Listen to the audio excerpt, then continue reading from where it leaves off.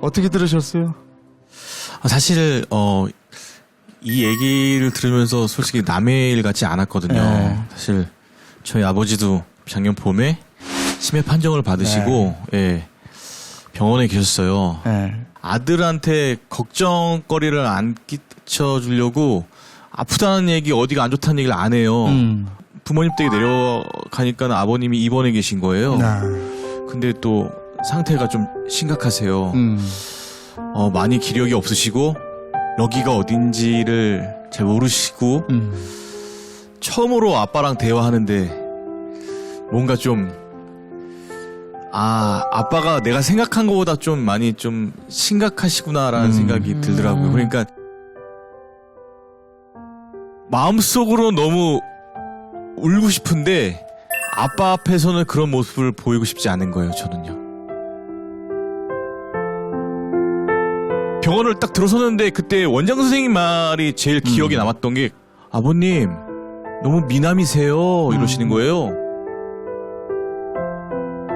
근데 그 한마디에 환하게 웃으시는 거예요.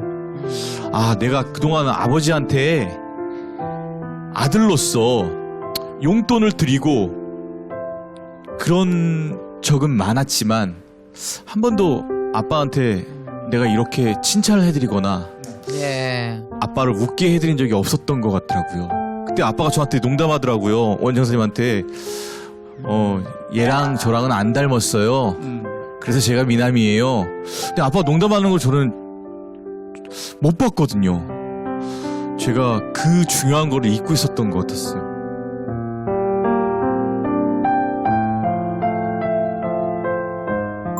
아직도 신혼인데 네. 아내는 네. 시아버지의 치매를 어떻게 받아들일까요?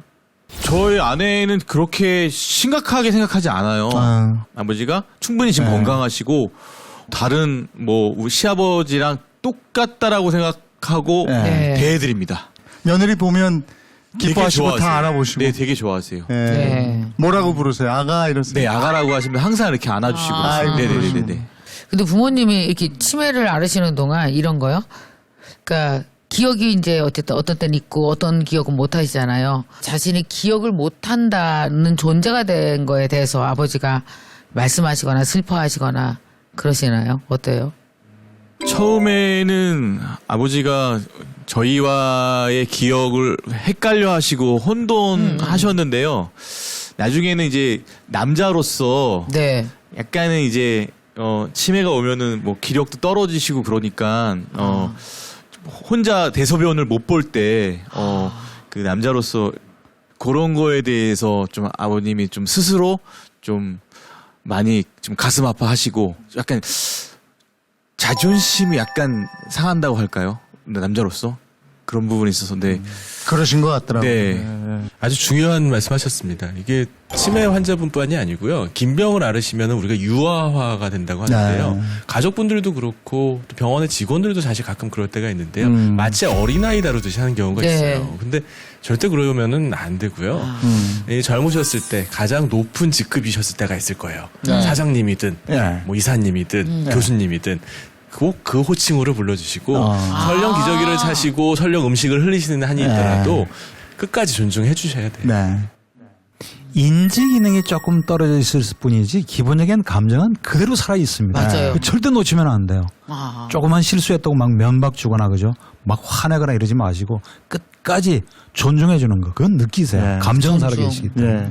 그래서 아들과 아버지가 이렇게 사이가 서먹서먹하게 지내다가 막상 아버지가 딱 이제 좀 여유 있게 대화 좀 하려고 하는 찰나에 아버지들이 치매에 걸리면 그때 아들로서 심정이 어때요? 그때 아버지는 많이 늙어 계시더라고요. 이제 또 많이 아파 계시고 뭔가 좀 아들이 좀 잘 돼서 이제는 아빠 엄마랑 같이 여행도 다니고 하려고 하니까 이제는 엄마 아빠가 아프시고 그런 병이 오시고 그러니까 좀 많이 안타깝죠. 왜 그 전에는 내가 이걸 몰랐을까라고 생각되는데 막상 이제 그 순간 제가 닥치니까 좀 후회되는 부분이 많아서 요새는 많이 좀 전화 드리고 좀 많이 찾아뵙고 그렇습니다. 그 치매 오기 전에 아버지는 어떤 분이셨습니까? 아버지랑 어머니는 그 젊은 시절부터 네 자영업을 좀 하셔가지고요. 네. 제 어린 시절 기억은 항상 바쁘셨어요. 네. 어머니 바쁘심에 아버지가 항상 저희를 케어해 주셨거든요, 많이. 그래서 요리도 많이 해주시고 좀 자상한 아버지였던 걸로 좀 예, 기억됩니다.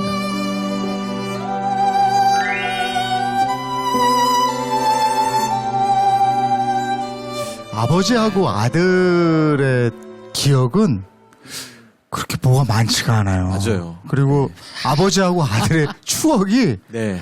뭐 그렇게 많지가 않아요. 개수가 몇 개 안 돼요. 일단. 그래서 그걸 이렇게 그죠? 생각하려고 이렇게 있다가 당황하기도 하고. 하고 막 이렇습니다. 근데 제작진이 네. 아버지하고 둘이 찍은 사진을 좀 보내달래요. 맞아. 그래서 제가 앨범을 다 뒤졌어요. 없어요?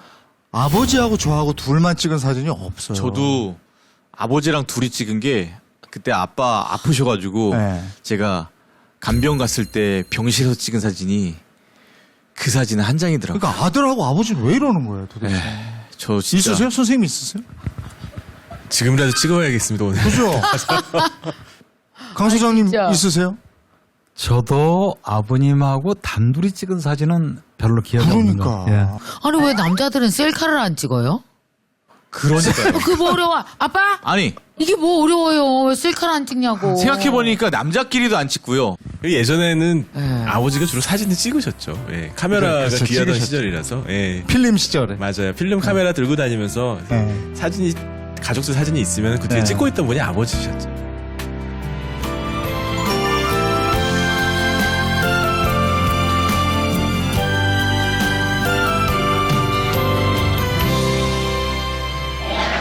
다음 사연 나누겠습니다.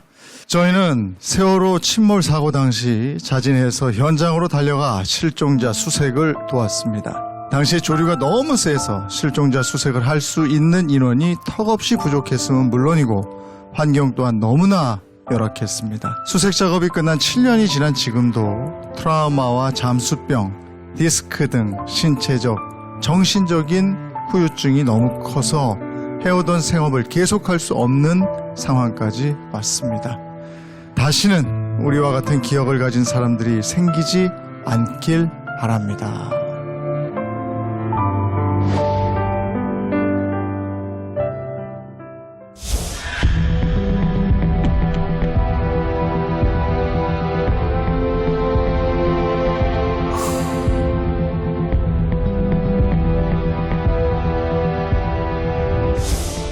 어서 오세요. 안녕하세요. 네, 어서 오십시오. 세월호의 그 현장에 계셨던 분들입니다. 저는 서울에 살고 있는 김상우라고 합니다. 네, 김상우님. 저는 민간잠수사 황병주입니다. 부천에 살고 있습니다. 네. 구조 활동 하시기 전에는 어떤 직업을 갖고 계셨죠, 두 분? 두 명 다 민간 잠수사로 세월에 갔었는데요. 네. 그전에는 산업 잠수사였습니다. 아, 그러니까 산업 잠수사라는 게 이제 수중에서 할 수 있는 모든 토목 일을 산업 잠수사들이 하고 있습니다. 예. 아, 저도 산업잠수사 일을 했었고요. 네. 네. 예전에 EBS 수중 촬영, 하나뿐인 지구 수중 촬영도 네. 제가 했었어요. 아, 촬영 감독을 하셨군요. 예, 예. 수중 촬영 예, 감독을 예, 예. 하셨어요. 그럼 그때 그 세월호 때는 자원봉사로 가시게 된 건가요? 예, 그렇습니다. 세월호 같은 경우에는 좀 특별한 경우여서 네. 그렇죠. 그때 당시에 인원들 모집을 했었잖아요. 네. 네. 그때 이제 그 다른 지인한테서 연락이 와서 네. 그렇게 해서 갔습니다. 그 팽목항부터 그 사고 현장까지의 그때 상황이 지금도 그냥 눈에 선하시겠어요. 너무 선한데요. 평목항으로 들어갔는데 네. 평목항에 들어가니까 해경 경비정이 출발을 해버렸다는 거예요.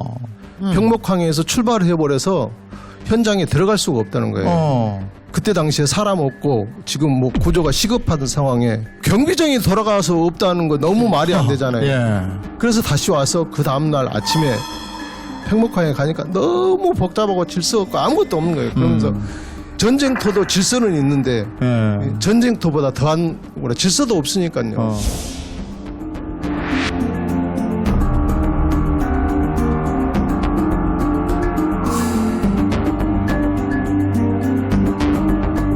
그러니까 현장이 조류가 엄청 센 곳이에요. 네. 대한민국에서 두 번째로 조류가 세다고 하는데 네. 그리고 시야가 일단 안 나옵니다. 그리고 이제 시야가 안 나온다는 건 어느 정도 어느 한 요만큼은 10cm? 보여요? 예. 네? 10전이라 그러는데 10cm 정도. 아예 안 보인다는 이만큼이요? 얘기네. 그리고 세월호 안에를 들어가면 빛이 네. 차단되기 때문에 아예 암흑이죠. 아무것도 안 보여. 그러니까 더듬어서 다 수색을 했죠. 물 속에서 실종자, 희생자를 발견해서 이제 모시고 나와야 되는 거잖아요. 처음 제가 그 희생자를 발견했을 때를요, 물이 시야가 전혀 안 보이니까 더듬어서 찾는 거예요. 더듬어서 찾는데 한꺼번에 정말로 여러 명이 이렇게 같이 이렇게 잡히더라고요. 근데 그 잡히는 순간에 이 너무 뭐 어떻게 내가 통제가 안 되는 거예요.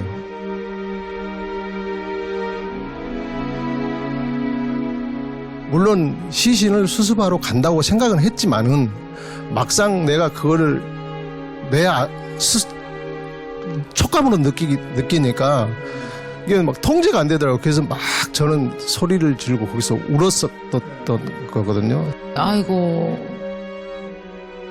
아유. 이게 다 팔짱을 끼고 있어요. 다 이렇게 거의 대부분이 여러 명이 같이 이렇게 뭉쳐 있다 보니까 저희가 주문을 해요. 야, 빨리 가자. 추운데 엄마한테 모셔다 줄게. 빨리 가자. 빨리 가자. 그러면 진짜로 아닌 게 아니라 좀 쉽게 저만 그런 게 아니라 대부분 다 이제 로프를 그러더라고. 이제 한 손으로 올라갈 수는 없잖아요. 두 손으로 해야 되잖아요. 올라갈 때. 그러면 그 희생자는 이제 안고 있어야 돼요. 따로 이렇게 들 수가 없고. 그러니까 항상 얼굴을 보고 안고 이렇게 그러면서 이제 엄마한테 데려다 줄게. 이제 청소년들 같은 경우, 학생들 같은 경우는 엄마한테 데려다 줄게. 빨리 가자. 그러고 이제 올라왔죠.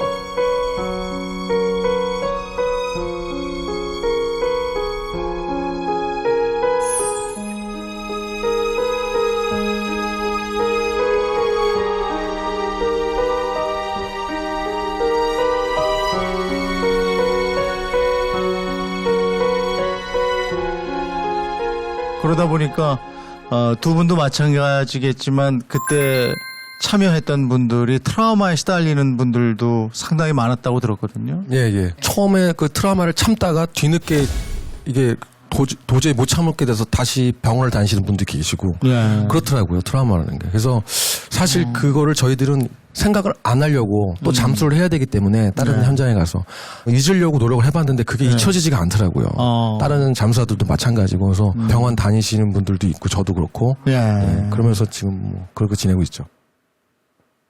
저 같은 경우에는 트라우마 치료를 처음부터 받았어요. 사실은 2014년 12월 달에 의료 중단이 끊겨서 트라우마 치료를 받다가 못 받은 거예요. 중간에. 이게 못 받으니까 뭐 저희는 그때 당시에 트라우마를 해서 뭐 그렇게 뭐 그런 걸 인식을 많이 안 하고 있을 때니까. 15년도 여름 정도 되니까 진짜 너무 견디기가 그냥 힘들어요. 이유가 없어요. 이유가 없이 모든 삶을 포기하고 싶은 거예요. 계속. 저는 사실 여기 옆에 있는 상우한테 문자로 유서도 보내놨어요.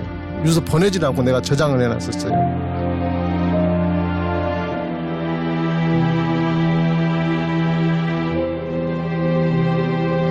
아침에 일부러 산에 가면 나무를 찾는 거예요. 어떤 나무를 찾을까? 어떤 나무로 가가 내가 지울까?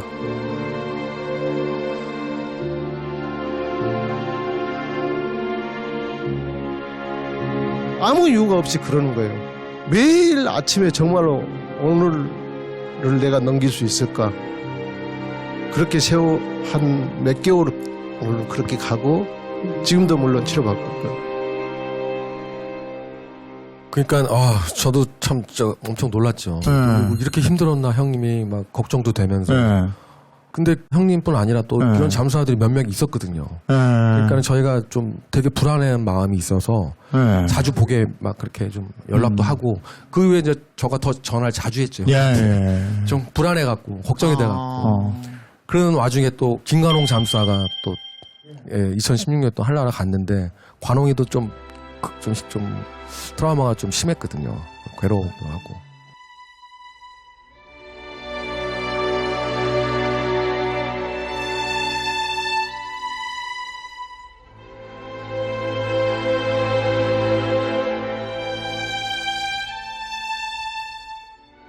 근데 네, 구조 작업을 하시면서 이제 많이 힘드셨을 텐데 혹시 좀 의미 있는 기억, 구조 작업을 하면서 내가 이거는 참 좋았던 일이었었다. 혹시 그런 기억도 있으신지 모르겠습니다. 네, 그거는 저는 인간이기 때문에 지치고 힘들었었는데 어느 날인가 배에 플랜카드가 걸려 있었어요. 네. 당신은 우리 아이들의 마지막 희망입니다. 그걸 보고 내 가슴이 너무 뭉클한 거예요. 뭉클하고 그래, 응? 내가 이런 마음을 먹으면 안 되겠구나 하고 다시 마음 다잡고 뭐 이랬던 그런 기억이 생생하네요. 그때 얼마나 우리들이 잠수사들 찾고 도와달라, 도움이 필요하다 이렇게 이야기를 했었습니까? 아마 그런 국민들의 성원에 아마 답지에 삼아 가셨을 거예요. 내가 무엇 때문에 이렇게 일을 했을까? 무엇 때문에 목숨을 걸고 구조를 했을까? 아마 이런 부분들이 이 트라우마에서 벗어나지 못하는 더 중요한 이유가 아닐까 생각을 합니다. 어떤 면에서는 이러한 프로그램 자체가 이렇게 목숨을 내놓고 공동체를 위해서 노력하셨던 분들의 경험과 기억들을 다시 또 되짚어보고 의미 있는 기억으로 살리는 과정이라고 생각을 하기도 합니다. 네. 똑같은 참사를 겪었음에도 불구하고 그 기억을 잊을 수는 없지만 그 기억이 내 온통 삶을 지금까지도 휘젓고 다니지 않도록 할 수 있는 방법은 있을 것 같아요. 저한테도 잊을 수 없는 기억이지만 두 분한테는 정말 잊을 수 없는 기억이죠. 그 기억이 뭔가 나한테 준 깨달음은 뭘까 이런 걸 좀 돌아보시면서 일상 속에서 그럼에도 불구하고 내가 할 수 있는 일이 있잖아요. 두 분한테 맞을 수 있는 일상 속에서 소소한 즐거운 기쁨들 그들을 조금씩 쌓아나가신다면 그 아픈 기억들이 조금씩 좀 줄어들 것 같아서 너무너무 감사합니다. 네, 감사합니다. 네. 아니 이런 심리적인 부담감, 트라우마 말고도 물리적으로 수색 작업을 할 때 실질적인 사고 현장 이런 건 없었습니까? 저는 현장에서 다쳐서 사고로 나오게 됐죠. 어떤 사고요? 그래서 밑에 격실 이제 수색하고 위에 격실 수색하려고 문을 열는데 예. 짐을 속속들이 다 찾아야 되잖아요. 예. 다듬어서 짐이 저 머리 위로 이제 떨어진 거죠. 아이고. 뭐 구살생으로 거기서 나오긴 나왔어요. 야. 나왔는데 이제 목에 충격을 받아서 아이고. 팔이 움직이질 않더라고요. 아유. 그래서 세상에. 병원 갔더니 급성 디스크라고 이제 수술해야 된다고 해서 수술을 받았습니다. 지금은 괜찮으세요? 후유증이 아직 있습니다. 그러면 계속 일은 하고 계시나요? 잠수 일을 못 하고 있죠. 잠수를 못 예, 하세요? 예. 목 각도가 좀 이렇게 일반인하고 다르게 많이 안 돌아가서 그러세요? 그리고 트라우마도 있고 그래서 지금 잠수 일을 못 한 지 꽤 됐습니다. 그러면 세월호 이후로 그 평생 업을 접으신 거네요? 지금은 뭐 일하고 있는 게 없습니다. 그래요? 네. 황병주 씨도 그때 무슨 병을 얻으셨다고 제가 들었는데. 네, 저는 신장이 조금 안 좋았었는데요. 세월호에서 많이 악화돼서 지금은 투석을 하고 있습니다. 그래서 뭐 일주일에 3회 하기 때문에 모든 일을 못 하고 있는 상황이고 지금까지 뭐 번번한 직업을 아니 그러면 못하고 있는 거죠. 세월호 이후로 두 분의 삶이 완전히 바뀌었네요. 세월호 이전과 이후는 너무나 많은 차이 나죠. 아이고. 삶 자체가. 세월호의 삶은 너무 지금 피폐해져 있는 거죠. 얘기를 들으면서 제 좀 마음이 좀 많이 부끄러워지는 게 좀 그런 생각이 들더라고요.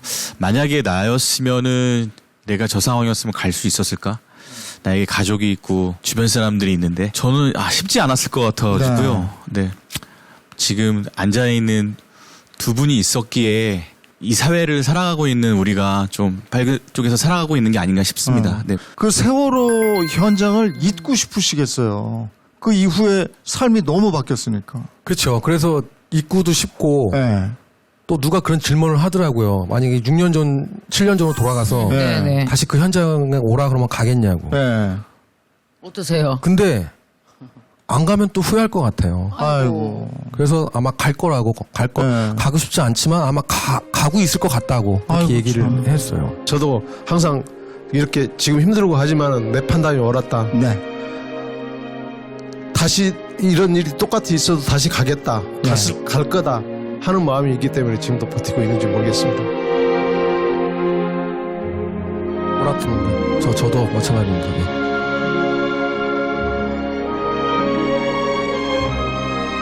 아유, 고맙습니다. 모쪼록 가슴이 이 두 분이 찡해지네요. 다시 이분들의 일상으로 돌아와서 생활의 활력을 찾는 그날이 오기를 두 분을 응원합니다. 예, 감사합니다. 응원하겠습니다. 감사합니다. 네, 고맙습니다.